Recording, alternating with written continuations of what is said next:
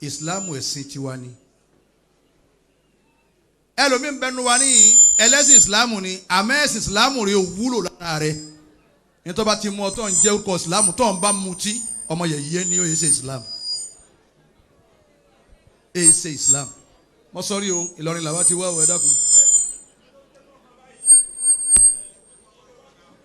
èé ṣe ẹ̀yin olórin Islam tẹ̀ ń bẹ́nu hall lọ́dọ̀ ẹ̀sìn ọ̀gbàmíláyè yìí ẹ dákun bó láti ṣe pẹ̀lú Islam yìí ẹni ọkọ̀kọ́ dá orin Islam lẹ̀ kó tó di pẹ́yìn tẹ̀ ń kọ́ lónìí Ẹgbàá yunifásitì Ìlọrin ló ti parí à ń pè ní Abdulwahab Falowo Abdulwahab Falowo yìí ń bẹ láyé lónìí ẹ̀yin olórin Islam ǹjẹ́ ẹ rántí ẹ̀ ta ló kọ nínú yín tó kí Wahab Falowo lẹ́ẹ̀mẹ́rin nínú pílẹ̀tì ẹ̀nu yín.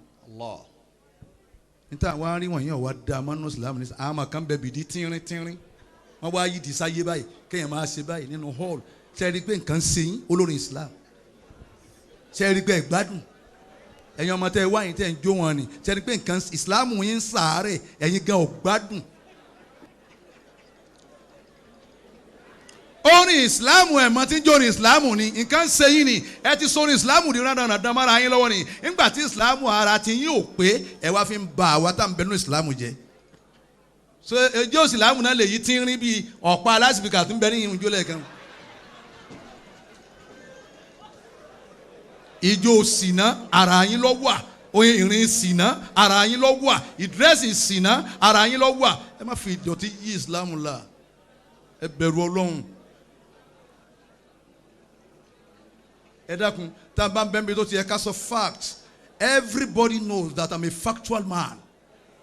ìrètí èlò lọ fẹ́ fún mi ajínigbà ń bẹ ní ẹ bá ti dé fún wa 20,000 lọ lẹ́nu yẹn ìdí ẹ tó wulẹ̀ mú wa singọ́ọ̀mù dajì lẹ̀ mọ́ bí o ti ń jẹ̀jẹ̀ kú jẹ́ kí ọ̀tọ̀ láà mọ̀ fèé kánná hà yíhun dànù má bá délé.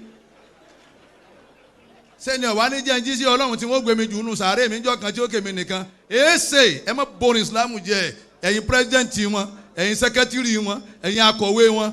ẹ ṣe mítìnì ẹ ṣe mítìnì ẹ wo tẹ ẹ sọrin Islam dání sí ni aláyàgbà gidi ọwọ akọjú sáláyà tí ń rìn ẹ̀tọ́ mi ní ẹ wá ń fi gungun ra yín sọrin Islam náà ni wọ̀nyí.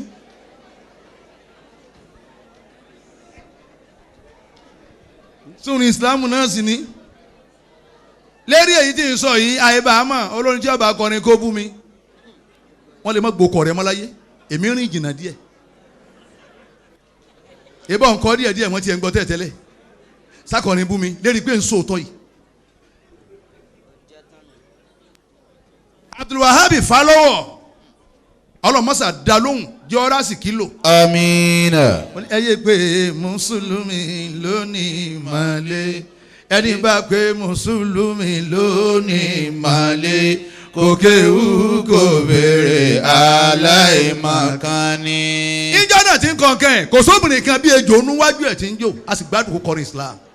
kọ̀sáláyà gèlè tèbí ìbẹ́pẹ́ kọ́ adúlọ́ ẹ̀jẹ̀ máa ṣe báyìí a sì mọ̀ pé ń kọrin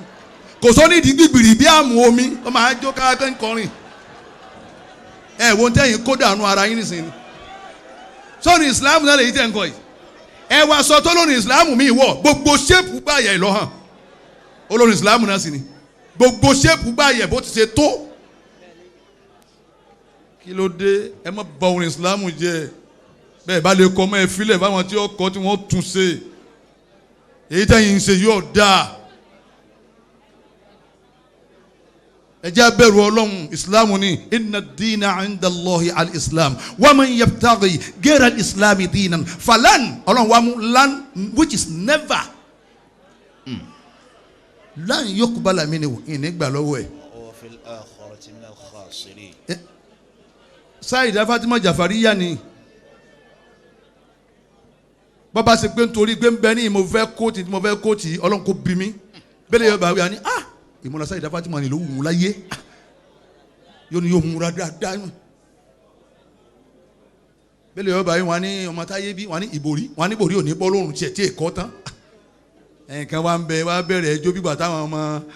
tó ń lé ó sì ń lé àwọn kan bẹ wájú ọjọ́ wájú ẹ wá ń jójó yìí níwájú ìsìlámù gbádùn ẹ̀yin tẹ̀ dà wá níwájú ẹ̀yin ọmọ tí ń rìn kan bí ọ̀pá àgbọn pẹ̀hùn